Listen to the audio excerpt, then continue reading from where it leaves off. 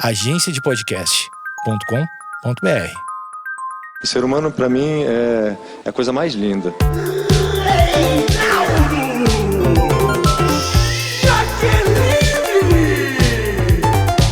Esse é Reinaldo Jaqueline.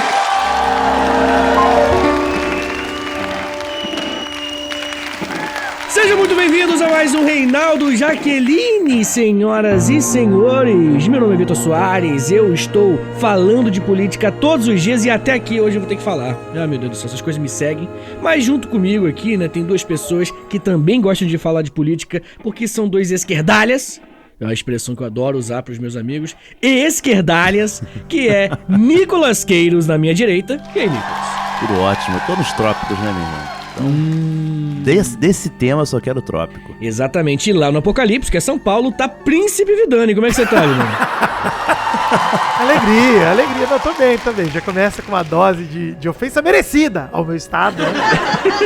Que é governado pelo grande Tarcísio. Um beijo, Tarcísio, tá pra você, um beijo. Tarcisão. Maravilhoso. Tarcísio que aparece em Apocalipse nos Trópicos, que é o tema de hoje, né? Já tá escrito aí no título. A gente vai experimentar, né? Um formato novo aqui pra galera que acompanha a gente. Se o teu governador aparece no Apocalipse nos Trópicos, meu irmão, você tá tão bem quanto a gente. É isso que eu ia falar, porque o Cláudio Castro tá lá também, né, cara? Grande Claudião, né? Também tá lá. Mas a gente vai falar um pouquinho sobre Apocalipse nos Trópicos e é um formato bem diferente do Reinaldo Jaqueline, né? A gente até, enfim, ficou pensando, como é que vai ser o formato, como é que vai ser o roteiro e tal.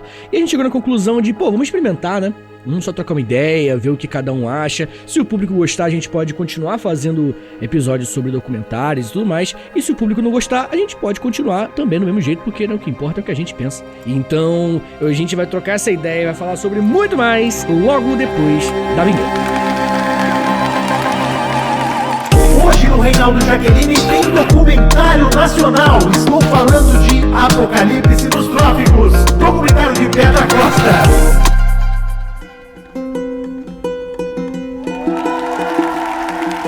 Então, rapaziada, a verdade é uma só. A gente vive um momento da nossa história da política brasileira que o tempo pode passar, que o tempo pode voltar pra frente, pra trás, que mesmo assim vai ter uma galera de esquerda que não vai entender evangélico. A verdade é uma só. Não entende evangélico, não sabe o que é evangélico, não sabe como é que funciona. O evangélico, e aí a série, aliás, o documentário fala muito disso, é uma figura que é uma incógnita até pra própria autora do documentário, que é Petra Costa, que ela já tinha feito Democracia em Vertigem, inclusive, né, alguns anos atrás. Foi um sucesso, né, chamou atenção pra caramba. Sucesso. E esse é uma continuação, a gente pode dizer, né, não Total. Que seja direta, mas é uma continuação, sim, do que aconteceu, né. Cara, eu acho bem direta, pra falar a verdade, viu, mano? Não sei vocês, mas eu fiquei com a sensação, assim, de... A linguagem é muito... Assim, tem uma coisa muito peculiar da linguagem de quebrar em capítulos e fazer um paralelo bíblico legal ali, né, e botar os termos ali. Mas eu acho que a forma de retratar o Brasil, ela é total a mesma linguagem do Democracia em Vertigem, cara. Eu me senti realmente num universo cinematográfico compartilhado aí entre esses dois filmes. E digo pra vocês, cara, a gente aqui nesse programa vai experimentar, não necessariamente uma linearidade, né? A gente já fez isso outras vezes também. Mas, cara, eu não sei vocês, mas parece que é outra vida, cara. Eu comecei a ver as imagens de 2016, pós-golpe, e aí o Daciolo fazendo culto no Congresso, eu falei, caralho, é verdade, teve esse momento mesmo, né, cara? Essas figuras, que hoje o Daciolo é um cara legal, eu tenho carinho pelo Daciolo, porque ele é Vasco pra caralho, ele tá ali na beira do estádio rezando pelo Vasco. Tá fazendo falta, inclusive, lá no Barreiro do Vasco. Você vê como a gente desceu tanto na questão moral e ética, que o Daciolo passou a ser uma figura que você dá risada, que você fala, ele é um alívio cômico, ele é um alívio. Porque quando você vê o próprio Malafaia, né, ele é o protagonista do filme, né, e é bem assustador o protagonismo do Malafaia, porque pra mim termina o filme com uma sensação de poderosos como Bolsonaro vêm e vão, o Malafaia permanece. Ele é muito mais poderoso que esses caras. É absurdo, fiquei arrepiado no final do filme de pensar, é isso? O Malafaia é uma constante desde o Lula em 2003, ele tava lá, ele é maluquice, cara. É que nem o Magno Malta também, né? Que nem é falado, ele aparece no filme, mas Magno Malta é outro. E o pau também. do Magno Malta, hein? Precisa ser dito aqui. O pau do Magno Malta, eu já vi, tive a infelicidade de ver. É um vazado legal. tá? Infelizmente, triste. É uma questão triste, a questão dos vazamentos. Mas eu fui atingido pelo pau do Magno Malta. E nunca vou Eu esquecer. gosto que o Vidani ele atingiu todos os vazamentos, meu irmão. É engraçado que todo pau que vaza, o Vidani é atingido, né? Eu O nunca do vi. Felipe Neto também vi, eu gosto. Legal, beleza. Então tá bom. Eu então. gosto. Tá bom. Não precisa, Bom pau. né? Aquela coisa. Tá bom, beleza. Aquela coisa do você gritar, né? Mas tá dito aí. O Vidani, ele falou um negócio que é sobre. Enfim, a gente tá compartilhando. Parece que eu estou num universo compartilhado, que é. Você está, né? É o universo. É só o universo o nome desse universo exato. compartilhado. Mas. É mais simples do que parece. Eu acho que, tipo assim, cara, esse documentário, ele... Isso é uma coisa que eu acho que o Democracia em Vertigem também faz muito bem, né? Faz um tempo que eu assisti, né? Que ele foi lançado o quê? 2018, 2016? Não lembro mais agora exatamente. Não, foi mais à frente, eu acho. Foi um pouco mais à frente. Ele, enfim, ele retrata mais essa questão do impeachment, né? Da Dilma. O Democracia em Vertigem. Ele vem e fala da prisão do Lula, né? E nesse... Ele vai de novo no tópico, nesses tópicos, né? 2019. 2019, obrigado. E aí nesse ela volta a tocar nesses mesmos temas, só que agora por uma nova perspectiva, né? Que é, cara, na moral, eu acho que... Como é que eu posso dizer, né, cara? Se a esquerda sempre fica em dúvida, assim, pô, o Lula, ele é essa figura, e por que o Lula é essa figura que representa e que unifica a esquerda? Por que ele não consegue formar sucessor, né? Porque o Lula, ele disse um negócio lá no Apocalipse nos Trópicos, que, cara, é simplesmente o cerne da parada. Ele entendeu o bagulho, né? Ele entendeu. Esse é o lance. Ele entendeu o bagulho, é isso, ele entendeu o bagulho, cara. Tipo assim, ele fala, tem uma teoria de que o socialismo deu errado, ele tá falando da queda do Muro de Berlim, do fim da União Soviética, porque ele negou a religião. Cara, é muito simples e eu acho que, tipo assim, é o cerne do bagulho. Eu acho que não adianta, cara. A esquerda, ela é arrogante. E isso é um problema. A esquerda acha que é moralmente superior. E existe uma pressa, né, pra fazer as coisas acontecerem. O que eu digo não é nem em relação à pressa, assim, porque, enfim, realmente é frustrante também, isso é um tópico bom. Mas eu acho que o que o documentário fala, e aí eu acho que o Lula percebeu, é que, cara, a esquerda, ela acha que sabe o que é melhor pro pobre. Tá entendendo? Uhum. E tipo assim, cara, ela não sabe. Esse é o ponto. Cara, de verdade, pro pobre é muito melhor você ter a sua igreja, você ouvir o pastor falar, tá ligado? Você, ter problemas do emprego, sim, mas, cara, você ouvir o seu pastor falar. Você ter, às vezes ali perder um direito trabalhista, você pode até perder esse direito trabalhista, mas aí você volta pra sua casa, domingo você ouve o seu pastor te confortando, é melhor. Esse é o ponto. Não é melhor para muitas dessas pessoas pobres ter direitos garantidos e ter a sua religiosidade atacada, colocada em xeque, menosprezada. Eu acho também, Vitor, que é um lance de as pessoas menosprezam a materialidade do resultado da comunidade da igreja. Tipo, cara, porra, 100%. Essas pessoas realmente conseguem alimento, emprego, moradia em comunidade. Isso acontece, cara. Isso é uma realidade. Então, às vezes, o Estado falta, o Estado não chega lá, e quem chega é a igreja do bairro. E pronto, cara. Não adianta você ficar dando murro em ponta de faca e negar um fato que é um fato. Oh. Cara, é material isso. O cara realmente, ele chega na igreja, ele consegue amigo, ele consegue... Tudo bem, você pode falar, mas ele consegue uma porrada de trauma, imoralismo, e preconceito e tal. Legal, e concordo. Estamos tudo também. junto aqui. Muitas vezes aqui sim, romantizando a relação religiosa 100%. Tem muito problema, obviamente. Mas existe um senso material de entrega e de compartilhamento e de comunidade que dá pra pessoa, cara, condição de vida, condição de viver. Dignidade, e aí, né, mano? Isso que o Lula entendeu e que a galera não entende. E aí a galera pode ficar esperneando em evento, em DCE, pra cima e pra baixo a vida inteira. E não adianta, cara. Mano. Esse é o entendimento que Democracia não, mas o Apocalipse nos Trópicos, pra mim, mostra essa conclusão muito clara. Não, e eu vou te falar, me pega muito. A gente começou falando sobre o lance da arrogância, né? E aí, assim, essa arrogância, infelizmente, às vezes eu vejo até na própria Petra, sabe? Em alguns momentos, né? Tem uma fala dela no filme que também me irrita profundamente, quando ela fala, porque eu sei a fórmula de Bhaskara, fórmula do oxigênio, Revolução Russa, não sei quem é o livro de João. Vai tomar no cu, sabe? Porra, pelo amor de Deus, sabe? Tipo, mesmo quando você tá tentando ser humilde, você tem que ser arrogante. Sabe, mostrar que você é uau, minha criação laica não permite entender. Tem um intelectualismo prepotente mesmo, né? É verdade. Tem, pô. Tem. Puta, cara, isso me irrita muito, me irrita no Democracia em Vertigem também. Mas assim, a gente sabe que é uma pessoa que tem acesso. Ela tem acesso fácil a Lula, grandes nomes, sabe? Ela tem grana, ela tem lobby. Total. Então é importante que pessoas como ela façam documentários. Mas... Cara, e não só ela, tá? Porque assim, falando da Petra e de quem fez o documentário, acho interessante falar, porque uma das produtoras é uma pessoa que eu gosto muito, que é a Alessandra Orufino, né? Que é lá da Peri Produções, que ela é produtora, foi uma das pessoas que produziu e dirigiu o Greg News na HBO. Sim. E ela trabalha muito tempo com isso, e hoje ela tem um podcast com o Gregório e com o Bruno Torturra, que é o Calma Urgente, que é, mano, eu sou ouvinte assíduo, adoro, tô no clube do livro dos caras, é maravilhoso, mano. E eles têm muita noção disso que nós estamos falando aqui, desse papel fundamental da religião para as pessoas. E quando eu falo fundamental, não é que ele é necessário por ideia, por ideal. Ele é fundamental porque hoje ele é um fundamento para muita gente mesmo, ele é uma base para a vida, né? Então, eu acho também que quando o discurso vai para um lado muito lúdico e prepotente, ele me perde muito, que eu falo, cara, vocês estão mostrando. Tem uma cena desse documentário muito emblemática pra mim, que é uma mãe e uma filha, e a mãe falando que acha que o Lula é um bandista, o caramba, e começa a falar... uma mulher baiana, né? Isso. Ela claramente seria uma pessoa que seria eleitora do Lula. Claramente ela seria. Mas ela fala, mas por conta do evangelho, do meu pastor, eu vou votar no Bolsonaro. E a filha dela, que é uma jovem, uma criança, fala, eu queria que o Lula ganhasse. Ela nem sabe explicar direito o porquê. Só não queria o negócio do banheiro. Olha como é que funciona. É foda, negócio cara. do banheiro. É foda. É a expressão que ela usa. Cara, eu acho que, tipo assim, mano,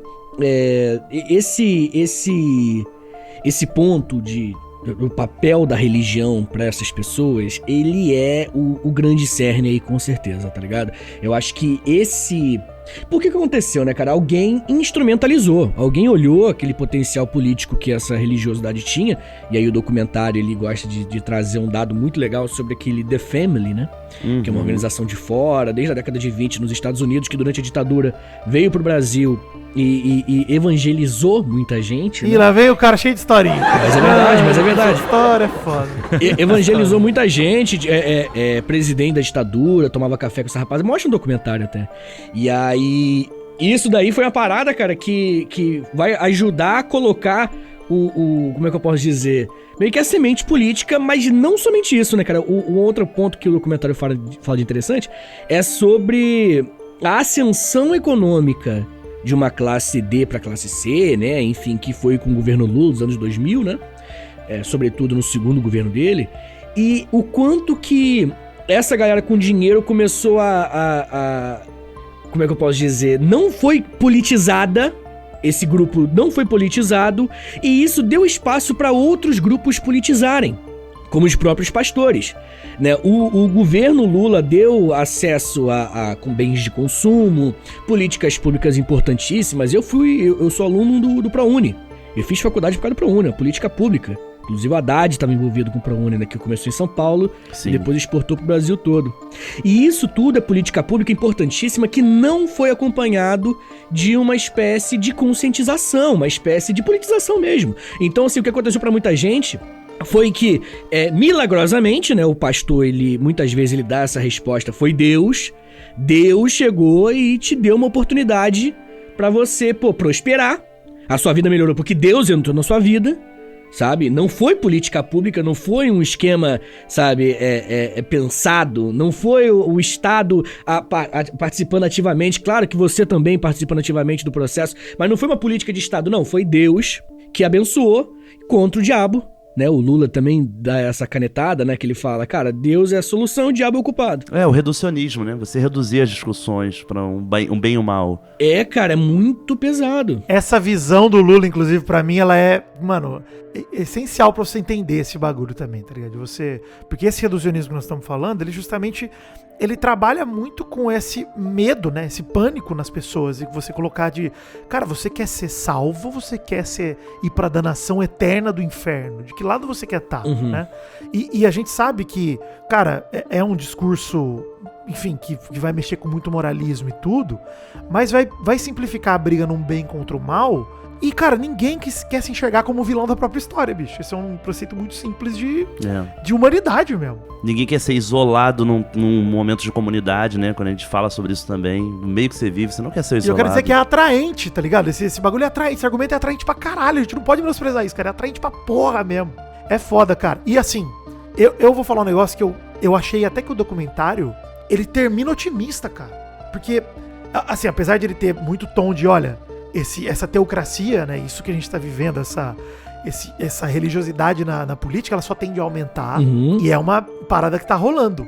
Mas a gente pode ganhar, a gente consegue ganhar, a gente consegue derrotar isso. Não, deu uma diminuída no crescimento do número de evangélicos no Brasil, né? Em geral, mas isso, cara, é de verdade. Eu acho que isso eu não sou otimista em relação a isso, eu acho que é uma derrota. Porque o que tá freando o poder político dos evangélicos e dos lideranças evangélicas e tudo mais, é a diminuição do número de evangélicos. O que isso significa? Significa várias coisas.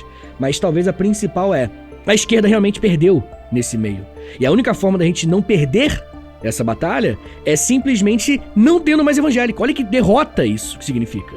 Saca? Olha que patético é e digo mais. A gente tá falando de uma religião que, cara, fala o que quiser. É uma religião do povo, mano. É uma religião do pobre. Humilde pra caramba. É uma religião do trabalhador, mano. Isso é a religião evangélica. Não é somente ela. Óbvio que o Brasil... Não, inclusive quem tá no púlpito, quando você pega esse negócio de teoria da prosperidade, teologia da prosperidade, o caramba, e você vê um André Valadão, é o oposto disso, né? Os caras ostentando num palco. Mas os evangélicos não são esses caras, exato. Esses caras Exatamente. são uma lasca, mano. E aí, cara, escuta de verdade, cara, eu acho que esse é o ponto, cara. De quem que é o papel, cara? Do povo de chegar até a esquerda representativa, política, partidária, organizada? Não, mano. É o papel da esquerda organizada, política, partidária. Ela que tem que chegar até o povo. Então ela precisa urgentemente de lideranças evangélicas. Sabe, até tem algumas, né, no documentário, mas todo mundo sabe que, assim, é um número que a gente nem conhecia aquelas pessoas. Sabe, de tão irrelevante no cenário político que elas são, de tão derrotado que a esquerda tá na evangélica. Eu acho que, assim, o principal nome que vem na minha cabeça é o Henrique Vieira hoje em dia, né? É isso que eu ia falar. Pastor, né? Sim. E, assim, ele é um pastor que ele começou a ganhar nome por conta de política também, mas pelo envolvimento público dele, como influenciador, e como, sei lá, ele tá no show do DVD do Emicida, lá no Amarelo, ele aparece no show.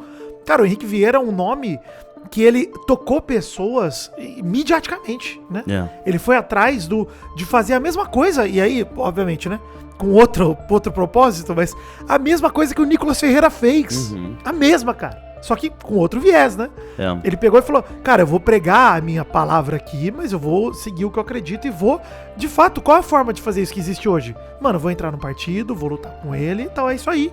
É o caminho que ele enxergou. E isso é uma parada que o Malafaia fala do lance das 7 colinas e do caralho. Bizarro, mano. Bizarro. Mas, né, as pessoas... Cara, assim, eu queria, inclusive, falar um bagulho aqui sobre o Malafaia, que ele é um gênio, pô. Do mal, talvez. Mas ele é um gênio. Se a gente fala de comunicação, ele é inteligente pra um caralho. O cara é um comunicador incrível. Mano, ele é o único cara de todos os bolsonaristas que meteu o pau no Bolsonaro quando ele foi embora e regaçou publicamente. Caraca, é bizarro. O líder não sai. Ele elogiando o Lula. O Lula fez isso. Mas tu vê como é que é a cabeça dele, tá ligado? Tipo assim, ele nunca tá perdendo. Ele deixa a porta aberta até pra ele apoiar o Lula, se ele quiser. Exato, até isso. Sim. É uma loucura, cara. Mano, o Malafaia é brabo. E assim, lamento que ele seja. Pra caralho. Mas ele entendeu também, cara. Essa questão do Malafaia também, tipo, ele é muito importante. Mas eu acho que, assim, é diluído isso, né? Porque até fala ali rapidamente sobre Edir Macedo, mas eu acho que o poder do Edir Macedo, por exemplo, com a IURD, né? A Igreja Universal do Reino de Deus, é uma parada, assim, que é fora do Brasil, sabe? É nos Estados Unidos, na África, Angola, Moçambique, sabe? É uma coisa, assim, gigante. E o cara simplesmente tem a Record, né? O cara tem uma concessão pública de rádio, de televisão, de canal de telejornalismo, sabe? De tudo. E assim, nem é tão citado, achei que fosse ser mais falado, porque a criação e a ascensão da IURD dos anos 90 para 2000 também é um capítulo muito importante para se entender todo esse fenômeno da religião evangélica no Brasil, sabe? Do mediatismo dela. Eu acho que a Petra não tinha as exclusivas fodas que ela tinha com o Malafaia, né? Então ela quis focar no Malafaia com razão, assim. Eu acho que foi uma boa escolha porque... primeiro, são exclusivas, né? Então, assim, a gente tá vendo coisa que a gente nunca viu. Isso por si só já é foda. Mas também porque a história dele, a ascensão da igreja dele, né?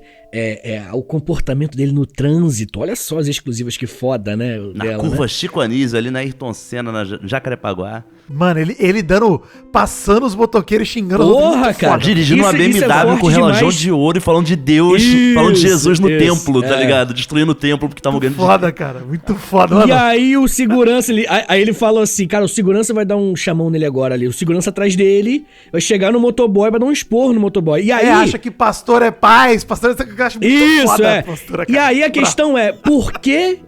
Escuta o que eu vou falar pra vocês, cara. Por que as pessoas, o pobre, evangélico, né, que esse... E bobear um fiel da igreja dele ali, o motoboy, tá ligado? Se fudeu. Não, totalmente. Mas por que as pessoas aplaudem o que ele fez? Escuta o que eu tô falando. Por que na igreja esse comportamento dele é aplaudido? Por quê? Meu irmão, essa é a pergunta de R$1 milhão. Primeiro que quem fala que sabe o motivo real, eu acho que ou tá enganado ou tá mentindo mesmo. Que eu acho que esse é o problema. E a gente não sabe por que um comportamento tão vil é aplaudido assim como sinônimo de o cara é homem, o cara protege a família, o cara não dá mole pra vagabundo. Tudo isso ali, aí fala de Deus, o cara mete um papo de Deus, de pastor, como vocês falaram, o segurança vai dar um esporro nele, sabe? Tudo isso junto e ele é aplaudido pela igreja. O que ele fez ali, ele não esconde de ninguém, gente. Isso é o que ele fala diariamente. E cada vez mais ganhando apoio desse setor da sociedade. Por quê? Saca? Por que esse comportamento ele é tão... É muito complexo. Eu acho que assim, passa por aquele conhecimento de Paulo Freire que a gente fala do oprimido querer virar opressor. Passa por isso também, sabe? Também, é verdade. Passa por um lado de sinceridade. De ele não finge, sabe? Ele não precisa fingir ser um bonzinho. Que é o lance do Bolsonaro, né? É o lance do Bolsonaro, de ele fala mesmo, é isso aí. Exatamente. Então, assim, são muitas nuances. Mas eu acho que o Nicolas matou, assim, não que ele vai matar, porque eu concordo com o Vitor. Não, é uma pergunta impossível. É impossível de se matar. Mas eu acho que que passa muito pelo lado de...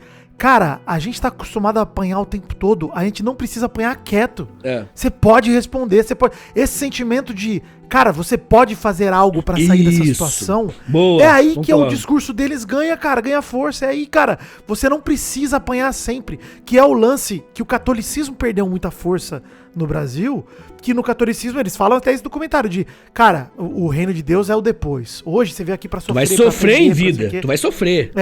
E o evangélico fala, não, você vai comer o melhor da terra aqui, mano. Deus vai te dar o melhor da terra. Cara, é um lance, assim, de chave, né, da teologia da prosperidade mesmo, mas da teologia da libertação, que veio do catolicismo também, essa mistura de, cara, você tem que ser bom, mas você não precisa baixar a cabeça. E porque do outro lado, não estão bons, estão os maus, os vis, os vendedores do templo, esses caras estão lá. Então ali você desce a porrada, ali você mete o pau. É isso aí mesmo, cara, é foda. É muito louco quando a violência, e isso é um bagulho de Lenin, inclusive, né, cara, de você usar a violência como arma, né? E é uma parada que eles entenderam isso, talvez até melhor do que a esquerda entendeu, cara, de você entender o poder que a violência como resposta tem, tá ligado? A direita, ela oferece, falando de direita em geral, né, óbvio que a gente tá generalizando aqui, né, mas a direita, ela é um espectro político libertador pra muita gente, enquanto a esquerda, ela reprime a pessoa de esquerda, ela tem que tomar cuidado com o que ela fala, a pessoa de esquerda, ela tem que, cara, se você for uma pessoa, branca, hétera, pessoa branca, hétero, mas é pobre, meu irmão, você tem que dizer que você é privilegiado. Saca? Você trabalha, meu irmão, o dia inteiro. Você pega 2-3 horas de ônibus por dia pra chegar em casa e ouvir alguém dizer pra você que você é privilegiado. Tá ligado? E eu sei que a pessoa é privilegiada porque uma coisa não cancela a outra. Eu sei que a pessoa ser branca no Brasil não quer dizer que, a pessoa não sofre. Sabe? É lógico que é mais complexo. Acho que ele não sofre. Não sofre, não. 3 brancos ele falou, tá muito foda. Esse é o nosso emprego, tá, galera? Só pra deixar claro. Esse aqui estamos trabalhando. Olha das 3 aqui, tomando Guaraná, falando merda, foda-se. Segunda-feira, 10h30 da manhã. 10h30 da manhã. Mas falando sério, cara, eu acho que, tipo assim... Eu gozando das minhas férias CLT. É verdade, o Nicolas tudo bem, Ele realmente tá sofrendo um pouquinho. Não, tô no privilégio. Eu e o Vidani que estamos... Mas esse é o meu ponto, cara. Tipo assim, eu acho que pra essa galera, essa comunicação da esquerda, tá entendendo? Pra mim, pra vocês dois, faz todo sentido. Funciona essa comunicação, tá ligado? Porque a gente conseguiu ter discernimento, tipo assim, cara, não, eu posso ter problemas na vida, mas não é o fato de ser branco que vai trazer esses problemas. São outros problemas, outros fatos, outras coisas. Pra uma pessoa que tá em uma situação desesperada, isso não vai dialogar com ela, pelo menos não tanto quanto o diabo é o culpado, Jesus é a solução. Sabe? E aí vem isso, né, cara? Quando a pessoa, a pessoa vulnerável, né, essa pessoa... Como eu falei, essa figura folclórica da esquerda, o pobre. Vai, pobre, dança, pobre. Dança, pobre. Causa quilômetro, pobre. Saudade do Luciano Huck bem falado. Eu gosto desse pobre porque ele fala que nem pobre. É foda, cara. Vem. Então, pra essa galera,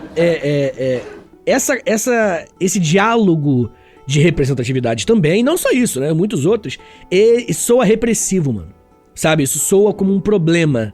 Soa como, tipo assim, cara, a esquerda quer me reprimir. E aí, obviamente, pessoas instrumentalizaram tudo isso, nadaram de braçada, começaram a falar de liberdade de expressão, começaram a falar que, tipo, democracia, isso não é democracia, saca? O aborto tá tirando vidas, né? Aí a galera politizou algumas questões de tal maneira que parece legítimo, né? Algumas pessoas que são contra o aborto, elas acham que estão a favor da vida. Sendo que os números, os dados pelo mundo afora dizem exatamente o contrário, né? Os países que legalizaram o aborto diminuíram o número de mortes por aborto. Inclusive diminuíram a taxa de aborto, exato. Exato, os números, eles falam isso, mas o discurso que se vendeu é um discurso mais simples. É foda, cara, Eu fico muito puto, cara, assim, É aquele tipo de conteúdo que dá um soco, né, cara? Porra, cara, mas a galera... sei lá, cara, a galera Por que a galera é de esquerda? Porque quer usar o boné do MST e pagar de intelectual. É quase estético, né? Tá ligado? É quase estético o negócio, sacou? É 100% estético, cara. Eu acho que... Eu não acho que é nem quase, exato. Eu tentei ser eufemista, sabe? É educado. Não, tudo... Mas eu acho, cara, que tipo assim... Eu acho que a galera realmente, assim, tem que dar um passo pra trás. Esse é meu ponto. Galera, tem que dar um passo pra trás, mano. Galera de esquerda tem que dar um passo pra trás. Não, e eu acho que quando você fala galera, eu acho que esse aviso é pra nós mesmo, tá ligado? Não, totalmente. Eu falo galera... Não é se excluir, né? Não. Eu só quero deixar claro pro ouvinte, pra ele não achar que a gente tá aqui dando soluções como se a gente fizesse parte do problema. Não, totalmente. É a nossa parte do problema também. Cara, curioso que no mesmo sábado que eu assisti Apocalipse nos Trópicos, eu assisti também 2 horas de debate do Jones Manuel com o Fernando Holliday, né? Nossa, caramba. Que isso? E aí? E aí... Cara, tem uma coisa que me pegou de assistir aquilo e de sentir e tal, é de sentir que eu vejo às vezes, né, muito movimento de gente de esquerda e se divide muito nesses momentos, né, de pô, mas você vai lá ocupar um espaço num podcast desse, debate não leva a nada, não resolve nada. Ao mesmo tempo eu falo, cara, eu não tenho coragem de fazer o que o Jones Manuel faria ali, tá fazendo 2h20, esse estômago de debater com um cara que distorce a realidade como os caras do MBL fazem, que deturpam tudo, que enxergam o mundo sob uma lente suja e finge que a lente deles que é a limpa e que a nossa tá suja. É o lance meio da roupa do rei, tá ligado? De você não tá vendo porque só os inteligentes veem a roupa do rei. Ele tá vestido, é uma roupa maravilhosa. Você fala, cara, que maluquice. Então assim, o ponto que eu queria chegar é, quando eu falo sobre autocrítica pra gente mesmo, como a gente tem que tomar essa dura, o que a gente tá fazendo? Não é nem o que a gente pode fazer, é o que a gente tá fazendo, tá ligado? Tipo, o que a gente tá fazendo pra impedir que, sei lá, eu vou dar um exemplo aqui, viajando aqui, tá? E depois a gente aterriza, mas daqui a 50 anos vão olhar pro genocídio de Israel na Palestina e vão falar, o que você fez? Você tava vivo? O que sua geração fez? O que vocês fizeram pra parar isso? E a sensação que eu fico paralisado é, nada! A gente não faz nada! A gente fica atrás de uma tela, postando no Twitter, botando bandeirinha da Palestina e falando, cara, que absurdo, realmente. Mas o Twitter tá torando. Caralho, é assustador, cara. E aí, aterrissando, pro Brasil é a mesma coisa, cara. A gente tá vendo tudo isso acontecer e tal. E literalmente os caras estão em igreja evangélica carregando cesta básica e se ajudando. E nós estamos fazendo o quê do outro lado? Olhando pra eles e falando, olha os bestas aí, os crentes. Isso, é exatamente isso que eu tô fazendo. Eu acho que a galera tem que entender, tem que identificar onde que esses grupos dialogam com a sociedade, tá ligado? Por que o MBL, ele tem um número tão grande de pessoas que seguem? Porque eles são todos mentecaptos? Porque eles estão mentindo, sabe? Não é simplesmente esse tipo de coisa, saca? Eu acho que, tipo assim, uma coisa que o MBL faz muito bem é dialogar com a prosperidade, mano. É dialogar com o discurso de meritocracia. Que, novamente, nós, né, a gente tem esse papo, mas a gente não acredita em meritocracia. Beleza, cara, pra gente é isso. Mas pra uma pessoa que não se politizou, pelo menos não de uma forma linear, né, academicamente, essa pessoa, ela vai enxergar no discurso: você trabalha, você ganha dinheiro, você é vagabundo, você não ganha.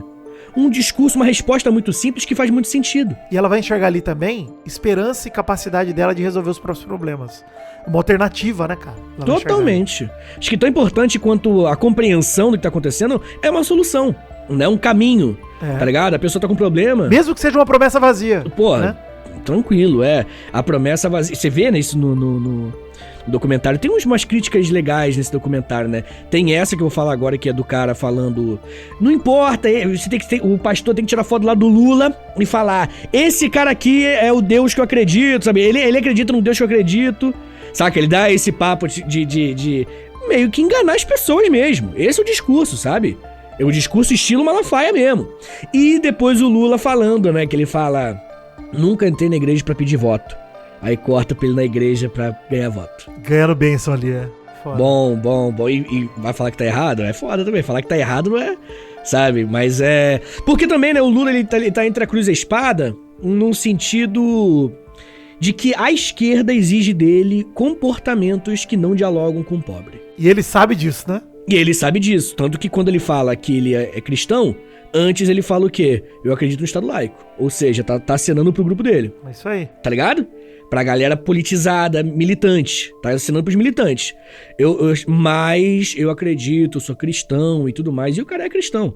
Então, tipo assim, olha como é que a esquerda, ela segura o diálogo com o pobre. Tá ligado o que eu tô falando? Olha como é como é paradoxal isso, né? Tipo, a teologia da libertação, ela, inclusive, né, o documentário também fala disso, né, que a ascensão das igrejas evangélicas e tudo mais vem muito com os Estados Unidos influenciando, com The Family, né, participando, tem muito como uma, boa parte, como uma resposta à teologia da libertação, que é o movimento da década de 70, total, que nasce no Chile, depois o Leonardo Boff, aqui no Brasil também, enfim, que é basicamente uma linha cristã mais politizada, total, saca? Que nessa época ela lutava mais contra injustiças sociais. Basicamente a gente pode se enquadrar como um cristianismo de esquerda, saca? Esse cristianismo de esquerda tava crescendo na América Latina e, durante a Guerra Fria, filho, nada de esquerda os Estados Unidos permitia, sabe? Os presidentes que ou ameaçaram tomar golpe ou que tomaram golpe eram reformistas. Estavam longe de ser marxista-comunista, mas tomaram golpe igual como se fosse o próprio Lenin governando o Brasil. Então Cara, é bizarro mesmo, né? É bizarro pra caraca. Mas faz todo sentido, né? E mostra muito bem a raiz disso, sabe? Mostra, inclusive, uma coisa que é pouco falada, é que esse movimento dos Estados Unidos, de reprimir mesmo qualquer iniciativa religiosa que tendesse a uma questão de esquerda, né, e já logo inundar dessas ideias populistas de direita dentro da religião, levou ao poder no próprio Estados Unidos quem? Ronald Reagan, sabe? Que muitos falam que é o Trump dos anos 80, sabe? Reagan e o Trump agora. O Trump é muito similar, sabe? E Bolsonaro é muito similar também. Então, assim, tu vê que esse tipo de movimento gera um resultado quase que matemático, sabe? Quase meio exatas, sabe? É bizarro, totalmente. Assim. Sai um palhaço bizarro que a história vai olhar e vai ficar assim, gente, que porra foi essa, sabe? Mas isso é a falta de conversa, tá? Falta de comunicação, afastamento que o outro lado permite, promoveu com esse grupo, esse setor evangélico. Perfeitamente. Sabe? É a mesma coisa aqui no Brasil, né, cara? Tipo, a esquerda se afastou e aí deu espaço pra alguém. Então, a questão é, por exemplo, eu vou falar uma coisa, cara, que muita gente me entende mal. Eu acho que hoje o governo, ele tem que tratar da pauta aborto de outro jeito.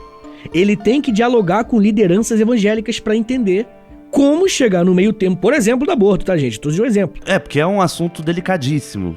toda vez que a gente fala sobre isso. Delicadíssimo. Não, isso não quer dizer que você, pessoalmente, seja a favor Óbvio. disso como ideal. É o contrário, Óbvio, exato. eu sou é a a forma favor de chegar do lá, aborto. né? Exatamente. A maconha, por exemplo. Ó, vou falar um exemplo muito claro da maconha, cara. A maconha, há 10, 15 anos atrás, ela era o cigarro do diabo, né? O cigarro do capeta. Ela era um tabu inacreditável. Não podia falar sobre maconha em lugar nenhum. Inacreditável. Só que o que aconteceu? Primeiro, né? A gente teve exemplos ao redor do mundo que legalizaram e o mundo não acabou, né? Enfim, aquele papo todo. É. E também a maconha medicinal, né? Como as pessoas gostam de usar esse termo, esse outro papo, Deu né? muito resultado, óleo. exato. Ele deu muito resultado positivo. Hoje, a conversa sobre maconha é completamente diferente, mano. Hoje o diálogo sobre a legalização da maconha é completamente diferente. Por quê? Porque rolou uma lei, sabe, outorgada do executivo pressionando o congressista pra falar legalize e foda-se? Não. O caminho foi outro. O caminho foi de conscientização, o caminho foi dando a volta, não rolou essa obrigação de legalizar, não legalizar e tudo mais. E aí hoje você vê uma preparação pra um terreno que cada vez mais está sendo pavimentado de vamos legalizar a maconha. Por que o aborto, por exemplo, não só o aborto, tá, gente? Novamente, tô usando o aborto como exemplo. Por que o aborto, ele não tem esse caminho? Por que a gente não tem décadas, ou pelo menos uma década, de conscientização de pessoas compartilhando experiências de figuras conhecidas, né? Seja na internet, seja na televisão, falando sobre esse tema, sendo estimulados pelo governo mesmo como política pública, faz parte, sabe? Pra começar a conscientizar. Por que não tem pastor? É isso que eu tô falando, cara. Você quer convencer, você quer legalizar o aborto, mas nenhum pastor defende isso, tá ligado? E, cara, querendo ou não, mano, é 30% da porra da população brasileira, mano. É um terço já que você perde de e voto, muito engajado, né? É muito engajado. E é gente, mano. É trabalhador, mano. É pessoa, não só pessoa que vota, é pessoa que acorda pra trabalhar, mano. Tem que ser levado em consideração. A esquerda, ela não leva. Eu, obviamente, estou generalizando aqui novamente, né? Mas muita gente de esquerda não leva, mano. E é por isso que dá merda. É por isso que uma hora a bomba estoura e ela vai estourar pro lado que, né, enfim, que o outro lado que instrumentalizou mais esse grupo, enfim, demonizou mas eu tô melhor. falando essa questão de engajamento porque eu tava até vendo aqui os dados do censo 2022, que é o que foi utilizado pra dar esse número de 30%, né, de evangélicos no Brasil. Mas esse mesmo censo mostra que católicos são 57%. E a gente não tem medo de católico da mesma forma. Uhum. A gente até fala assim, mas é tudo católico não praticante, que diz que é... É, isso que eu ia falar. Tem muita questão do sincretismo religioso envolvendo os católicos, né? O engajamento é muito diferente, cara. É muito diferente. Então, assim, acho que o engajamento... E a gente tem uma percepção de igreja mesmo, que a gente vê uma igreja a cada esquina, sabe? Isso é uma coisa que a gente fala. A gente viaja pra outros estados, pra cidades pequenas, cidade grande, e a gente vê igreja de tudo quanto é canto. Tem aquelas piadas clássicas, né? De, fechou não sei o que ali, virou igreja, né? Não sei o que, tinha um cinema de rua ali, hoje é uma igreja. Tinha uma locadora, hoje é igreja. Tinha uma lan house, hoje é igreja. E é uma percepção também que eu acho que mostra, assim, os números mostram que calma, sabe? Senão a gente cria o Satanic Panic inverso, entende? Virou o God Panic, sabe? Christianity Panic, né? Eu acho que a esquerda tem esse pânico. E acho que é justamente desmistificar, trazer para o campo do real e da prática. Por isso que eu falei logo no início do programa, e muita gente pode ter interpretado errado, falando que eu odeio a Petra Costa e o filme. E não é isso, entendeu? Mas me irrita esse medo e essa coisa, sabe, de fazer a separação entre evangélicos e não evangélicos, sabe? Entre ateus, espíritas, candomblecistas e por aí vai, sabe? E, cara, no fundo são todas pessoas, sacou? E você criar esse pânico, criar esse distanciamento, piora. A gente nunca vai chegar numa conversa, sacou? E é o que você falou também, de a gente tá torcendo pra que não tenha mais uma, sabe? Quando fala desses nossos números, a solução, né? Cara, não é a solução. Essa é a solução de quem tem medo, de quem tem pânico. Exatamente, e assim como eles têm pânico, dizer, sacou? A gente tá entrando na mesma, basicamente. É muito louco isso. Cara, eu acho o seguinte, não é a maioria da população brasileira. Por mais que pareça, sabe? Porque é muito, enfim, organizada, né? 1000 pessoas desorganizadas influenciam menos do que 100 pessoas organizadas, tá ligado? Então, assim, eles estão organizados e eles têm muito poder político. Isso aí é muito claro.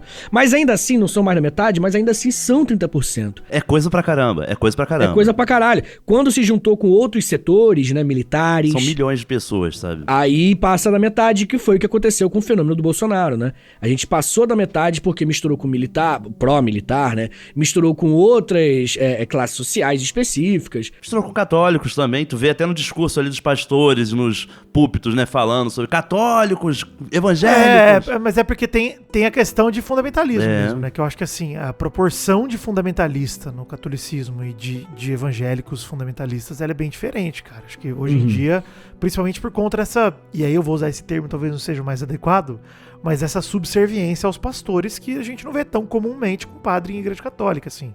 É muito mais a comunidade, ali a paróquia e tal, trabalhando junto, do que, o padre fala, eu faço. É muito mais a galera construindo aquilo. Tanto que padre vem e vai, né? Padre entra na sua igreja, aí o bispo lá na diocese troca o padre, vai pra outro canto. Então, assim, a comunidade fica e o padre vai embora. O pastor não, o pastor, ele é o dono, né? Inclusive, ele é a cara. Uma coisa que vocês falaram, quando o Vitor falou sobre a maconha, e eu acho que a mudança da maconha de patamar, hoje ela aconteceu também porque virou produto. Virou dinheiro, tá ligado? Virou negócio, virou um mercado, cara.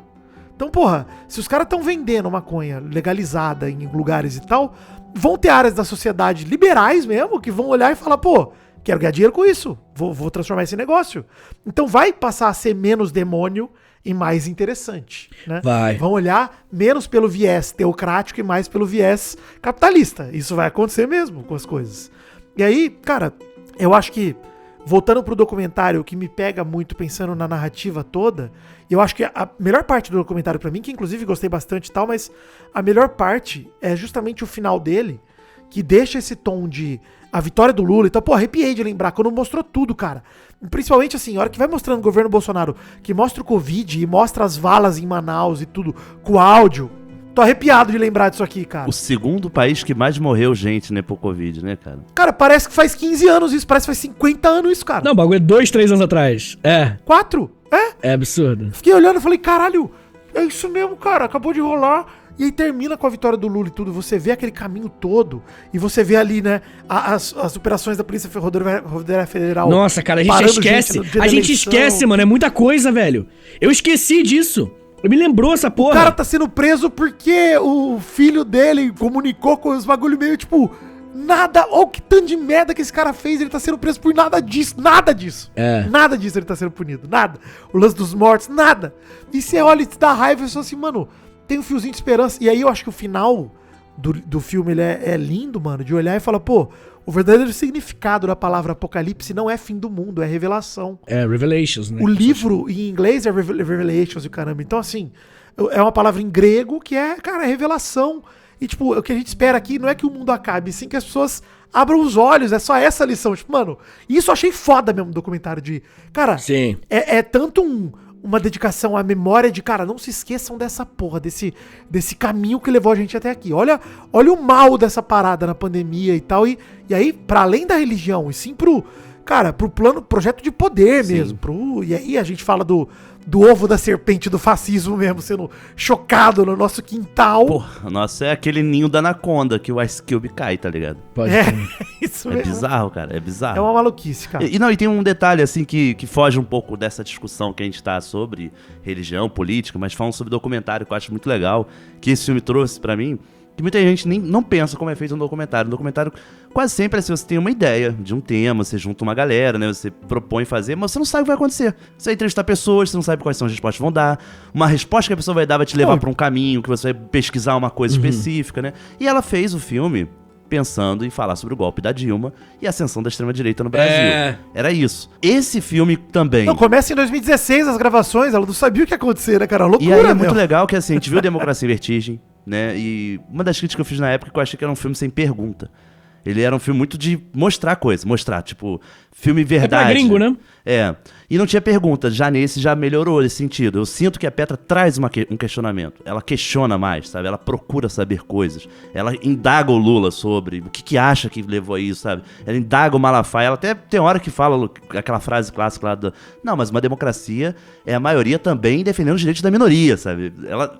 peita ele em algum momento, sabe? É. E eu achei legal que você pensa que ela não pensou em fazer um filme sobre evangélicos, sobre cristãos, sabe? Isso surgiu, isso é muito legal no documentário. Então, assim, quantos projetos tem por aí que tem gravações que se gravam em excesso e depois você para pra analisar horas e horas e horas de material. Você junta dezenas de pessoas pra isso, pra decupar esse material. E aí sim criar o roteiro do filme, entendeu? Maneiro. É um filme que ele só é feito depois de filmado, né? E talvez você volte pra filmar uma coisinha ou outra, mas detalhes, sabe? Que foda você parar a pensar, né, isso. Que ela fez Democracia em Vertigem e tinha uma sobra de material que ela falou, cara, isso aqui dá outra coisa, sabe? Outro documentário. O Nicolas tá falando isso porque o Nicolas, ele já fez documentário, né, Nicolas? Já fiz.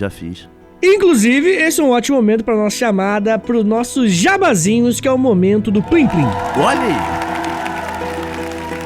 Vem aí os reclames! Fiquem com os reclames! Já voltamos! Fiquem com os reclames do Rei Jaque, galera!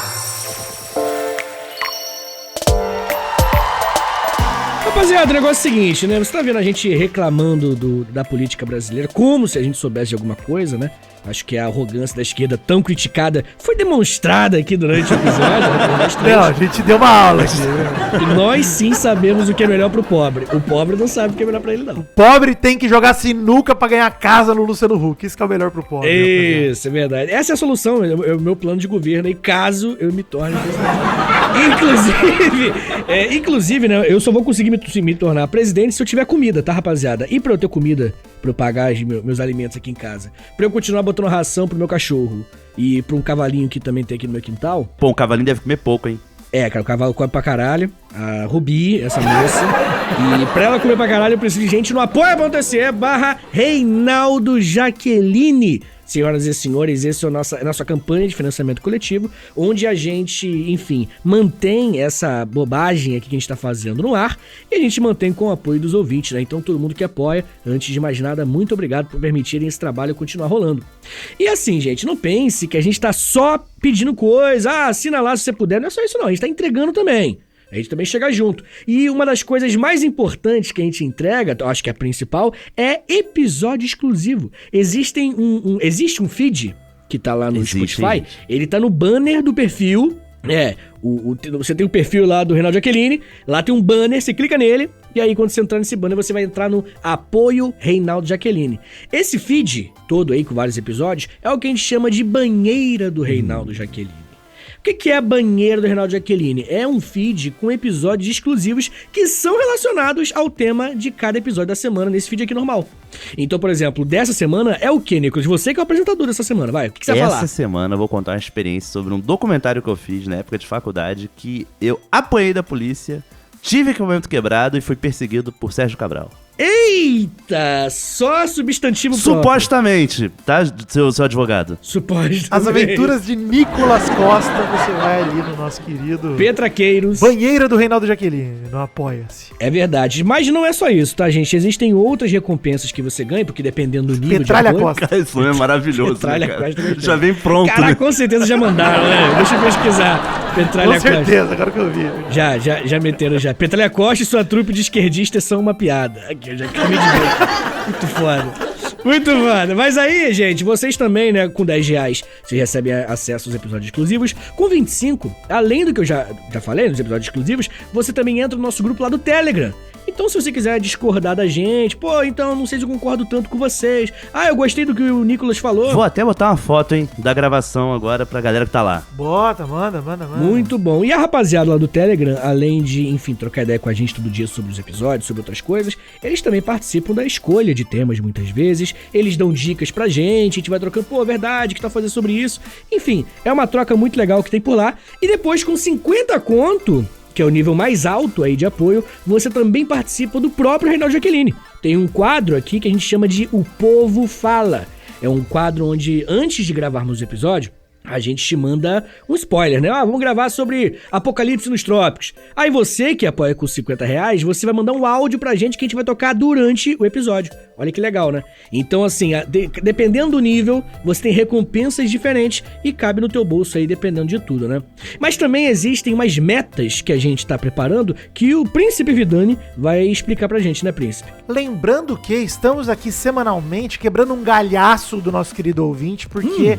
As metas servem para produção de conteúdo aqui do Reinaldo Jaqueline, pra gente dizer pra você, tem uma periodicidade, né? O que a gente vai produzir, quantas vezes por mês, quantas vezes por semana, por quinzena. E hoje estamos fazendo o Reinaldo Jaqueline semanal por nossa conta, tá? Estamos nós aqui trabalhando sem bater meta, porque para garantir episódios quinzenais seria R$2.000, a gente não bateu ainda nem essa meta. Para garantir semanal seriam R$3.000. Atingindo isso, a gente teria Reinaldo Jaqueline toda semana, mas estamos fazendo mesmo assim. Com R$7.000, nosso sonho seria fazer um canal no YouTube pra gente fazer em vídeo, né? As gravações. É verdade. Eventualmente novos quadros, né? Novos reviews, né? Quem sabe uns gameplay. Isso é uma coisa interessante de falar pra galera. Estamos entrando em contato com as publishers, né? De filmes, distribuidoras. É aqui, verdade, Emílio. Pra gente começar a frequentar cabines de imprensa, né? Eventinhos de cinema. Começar por cinema, mas também quero publishers de videogame, inclusive de música. Estamos à disposição de vocês também. Tá? Olha aí. Exato. Um coquetel, né? Olha aí. Um canapé. Comendo um canapézinho. Você sabe que eu assisti aquele filme do Queen, o Bohemian Rhapsody, assisti do lado da banda Malta. Saudade. Olha só. Tem que vir num exclusivo, hein? Porra. Podia ter sido um quadro no canal do Reinaldo Jaqueline, né? Mas imagine quando lançarem o filme Gugu. Imagine lá na cabine o Príncipe Vidani conversando com o ator de Gugu ao vivo lá no canal do Reinaldo Jaqueline. Rodrigo Faro é Gugu. Você vai ter, Gugu. sabe aquela entrevista da escada? Gugu. Vai ser assim, entrevista da escada. Vai ser os dois na escada, tá ligado? Já vi, verdade, é um perigo essa entrevista, inclusive. Mas pra acontecer tudo isso e muito mais, vocês têm que assinar o Apoia, tá bom? E aí, né, gente, muita gente fala, pô, Vitão, gostei da ideia, é legal, quero que aconteça. Vitão, pô, é irônico, né, porque eu tenho 1,66m. Tem gente que chama assim mesmo? É, pô, é meio na piada, né, aí é desrespeitoso. Vamos acreditar, é. Mas aí, em Vitor? É, tá bom. Tá bom, beleza. Já foi, o ponto já tá dito já. Mas aí, se você fala assim, pô, de repente, pô, eu queria ajudar, mas não financeiramente. Beleza, cara, então tá de boa, tá? Se você não tá sem grana, enfim, acontece. Você pode fazer o seguinte, você clica em seguir aí no Spotify, tá bom? Ou na plataforma que você estiver ouvindo. Comenta qualquer coisa. Mas mesmo que você ouça em outra plataforma, segue no Spotify, por favor. Porque quebra o esse Spotify galho. é gratuito pra quem escuta podcast. Vale lembrar, tá? Você não precisa do Premium pra ouvir podcast sem anúncio. Inclusive, vale dizer, sem anúncio, Vidani, mas acabei de ouvir um anúncio aqui no Reinaldo Jaqueline. É porque esses anúncios que tem revertem pra gente, tá? Então tem monetização ali por ads do Spotify. Por favor, não pule esses anúncios. É rapidinho. Com carinho. Rapidinho. Ajuda a gente pra caramba. Rapidinho, pô. E a gente tá sendo monetizado, tá ajudando a manter o Reinaldo Jaqueline aqui por conta do Spotify, uma vez que as metas não estão sendo batidas ainda. É verdade. Obrigado a todo mundo, mas nós estamos com os ads por conta disso também. Mas, como não custa nada e é gratuito a conta do Spotify, cria uma conta se você não tiver ainda e dá a seguir pra gente, ajuda demais. O Spotify funciona como uma rede social normal, enfim, qualquer. E ele tem um algoritmo ali, se você segue, se tem bastante seguidor, você tá sempre nas paradas de podcast. E tem os comentários, a galera interage ali também, avalia com estrelinha, sabe? Tem muita coisa. O próprio Nicolas, né, nego? Você comenta, responde os comentários, né? Respondo. E nessas férias estarei mais ativo do que nunca. Não, e digo mais, quem tiver qualquer dúvida, gente, é só chegar no Reinaldo Jaqueline podcast@gmail.com que você manda pra gente pra saber mais sobre após, enfim, e também feedback, ideia de quadro, qualquer coisa, e a gente vai dar o crédito. Oportunidade comercial. Trabalho numa empresa de vidro e quero patrocinar o Reinaldo Jaqueline. Vem. Mas temos que lembrar, galera, que esse e-mail é também o nosso Pix. E a galera tem chegado forte desde que a gente tem falado aqui, tá? Vou trazer aqui o Rogério Leite Santos, que doou R$55 no Pix. Ai, eleitor! Me leita, Rogério! Que coisa é essa, cara? É um Santos, Rogério. Esse aí. Você tem certeza que você fez, Rogério? Você não errou, não? Sempre, meu. Caralho, Rogério. Se for errado, avisa que a gente devolve. Ou pelo menos parte, né? Porque tem a taxa do Pix. Caraca, meu irmão, ele pagou 5 meses de mensalidade do Apoia-se, cara. É verdade. Muito obrigado, tá, Rogério? Tamo junto. Mas teve mais gente, não teve? Não, do último episódio foi esse, né? Porque a gente gravou há pouco tempo, eu já falei os outros também, mas toda semana tem caído o Pix. E vamos gravar de novo amanhã, então tá com pouca gente. É verdade. É porque vocês não sabem que a gente tá fazendo gaveta, cara. É verdade. Um abraço, Anderson Gaveta. De gaveta. E digo mais, pra terminar esse momento aqui de Pix, e-mail, Spotify, acho que cobrimos tudo. Só lembrar, se alguma empresa de vidro quiser me patrocinar, eu mudo meu arroba pra Príncipe Vidrani no exato momento que você quiser. estou à disposição, venha. Você que tem uma fábrica de vidro monarquista, essa é a sua Caraca, oportunidade, maravilhoso. Licenciar, né?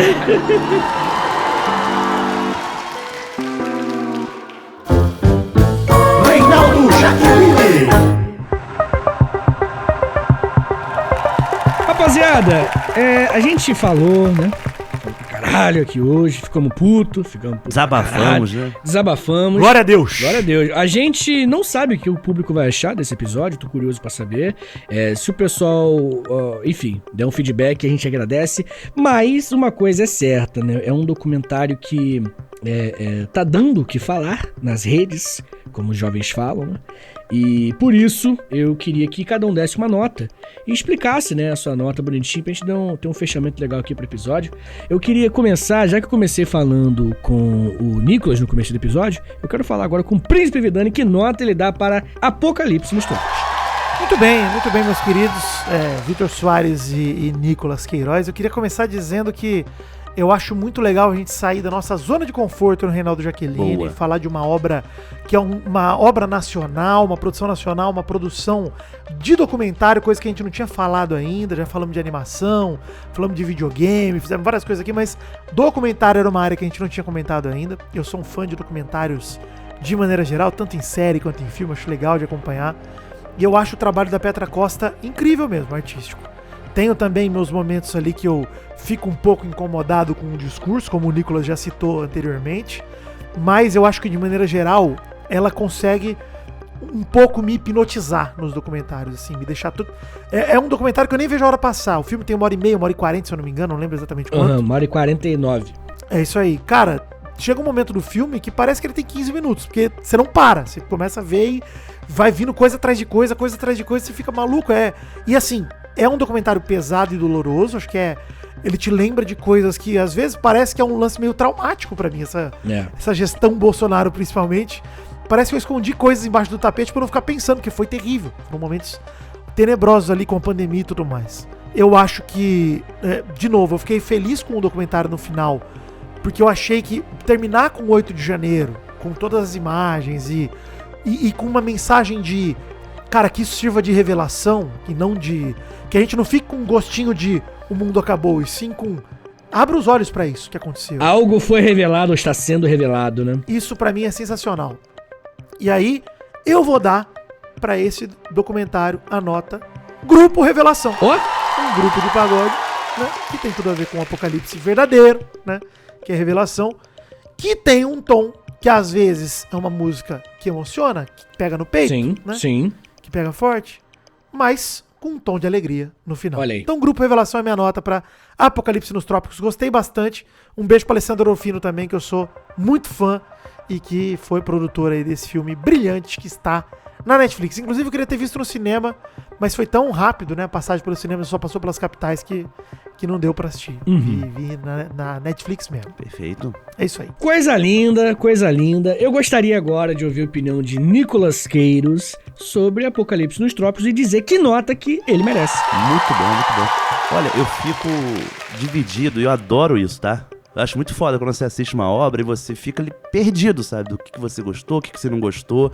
se você acha importante, se você não acha, né?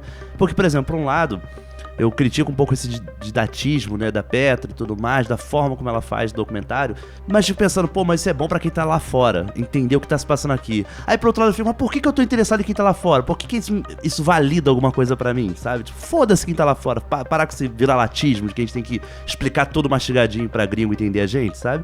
Mas é importante também, então assim, o negócio vai e vem, mas eu quero me ater realmente à crítica, à obra. E, como eu falei, é uma sobra de material de um outro projeto que ela tinha. E eu acho que ela trabalhou muito melhor, de verdade, assim. Eu acho que tem um amadurecimento notório em relação à Democracia em Vertigem. A Petra tem realmente uma linguagem, uma assinatura enquanto diretora, que eu acho isso muito bacana pra um documentarista. Você vê os filmes, você consegue perceber que é um filme dela, mesmo que ninguém te falasse, sabe? Mesmo que você não visse a narração dela. Total. É isso que eu quis dizer com o universo cinematográfico. É, exatamente, isso é muito foda. E eu não sou o que falar. É correto. Isso é muito legal, sabe? Porque a gente já teve inúmeros documentaristas foda, cara, e que não tiveram esse reconhecimento que a Petra tá tendo.